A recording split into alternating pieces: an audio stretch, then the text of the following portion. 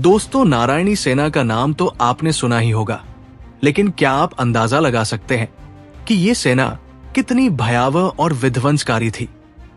कल्पना कीजिए, एक ऐसी अजय सेना जिसका एक एक सैनिक महाभारत के युद्ध में हजारों योद्धाओं से अकेले लोहा लेने में सक्षम था।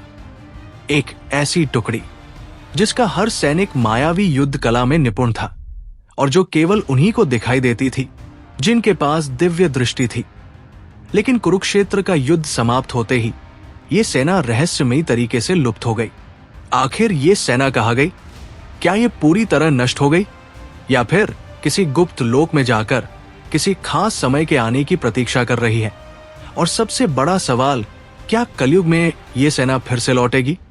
आज हम इस रहस्य को जाएंगे एक ऐसी कथा के माध्यम से जो महाभारत के पन्नों से निकलकर भविष्य की ओर इशारा करती है। श्री कृष्ण ने अपने राज्य की सुरक्षा के लिए एक विशेष सेना तैयार की, लेकिन ये कोई साधारण सेना नहीं थी। ये उन योद्धाओं की टुकड़ी थी जो न केवल वस्त्रों में निपुण थे, बल्कि तपस्या, योग, बल और दिव्य शक्तियां से भी सुसज्जित थे। इनका लक्ष्य केवल एक था, श्री कृष्ण की आज्ञा का पालन करना, बिना कोई सवाल पूछे, बिना कोई संदेह किए। इन योद्धाओं को विशेष युद्ध कला सिखाई गई। दिव्यास्त्रों का ज्ञान, शत्रु के मन को भेदने की क्षमता और अदृश्य होकर युद्ध करने की कला। ऐसी अद्वितीय सेना को नारायणी सेना कहा गया, क्योंकि ये नारायण यानी भगवान श्री कृष्ण की कृपा से संचालित थे। जब महाभारत का युद्ध तय हो गया तो दोनों पक्षों को अपनी सेनाएं जुटानी थी। दुर्योधन और अर्जुन दोनों सहायता मांगने के लिए द्वारका पहुंचे, लेकिन जब वे श्री कृष्ण के पास पहुंचे तो कृष्ण विश्राम कर रहे थे। जब श्री कृष्ण जागे तो दोनों ने श्री कृष्ण को अपनी तरफ से युद्ध लड़ने को कहा। यह सुनकर कृष्ण ने कहा, मैं तो किसी एक के ही साथ हो सकता हूं। अब उन्होंने दोनों को एक कठिन चुनाव दिया। उन्होंने कहा, एक ओर मैं स्वयं हूं, लेकिन मैं इस युद्ध में कोई शस्त्र नहीं उठाऊंगा, और दूसरी ओर है मेरी नारायणी सेना जो अजेय और अपराजेय है। दुर्योधन नारायणी सेना की शक्ति को अच्छे से जानता था। वो तुरंत बोला, मुझे नारायणी सेना चाहिए। उसे लगा कि एक अकेला निहत्था था। श्री कृष्ण किसी काम का नहीं, लेकिन अर्जुन मुस्कुराए और बोले, मुझे आप चाहिए।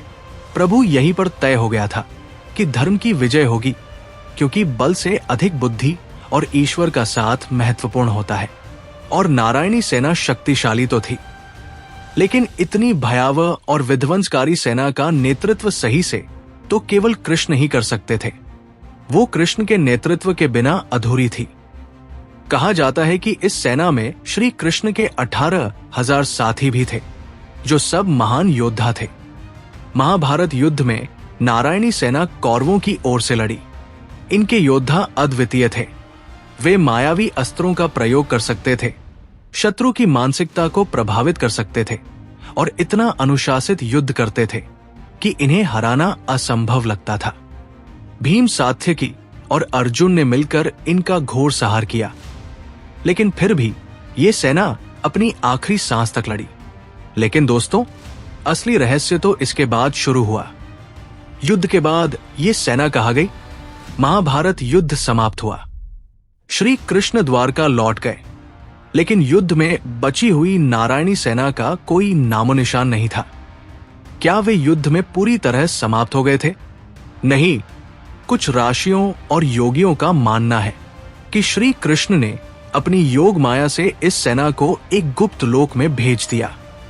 कहा जाता है कि नारायणी सेना आज भी कहीं अस्तित्व में है, लेकिन ये केवल उन्हीं को दिखाई देती है जिनकी आत्मा शुद्ध और दृष्टि दिव्य होती है।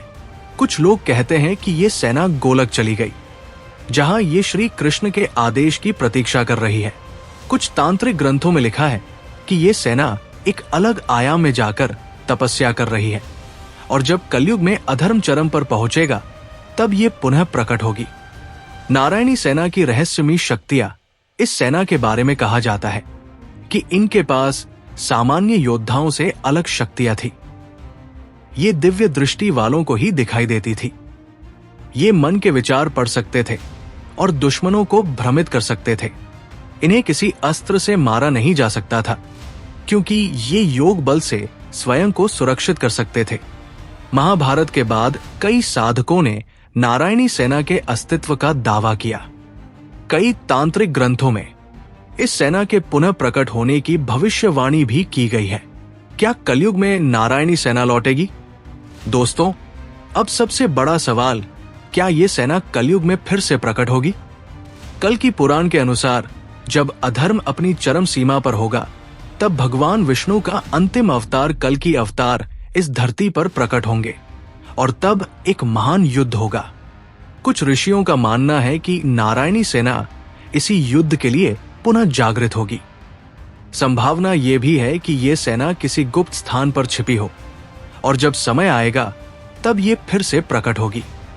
अब सवाल यह है, क्या ये केवल एक पौराणिक कथा है या फिर सच में कहीं ना कहीं नारायणी सेना इस दुनिया में मौजूद है? निष्कर्ष, क्या ये सिर्फ एक मिथक है या एक सच? दोस्तों, ये सवाल आज भी अनसुलझा है।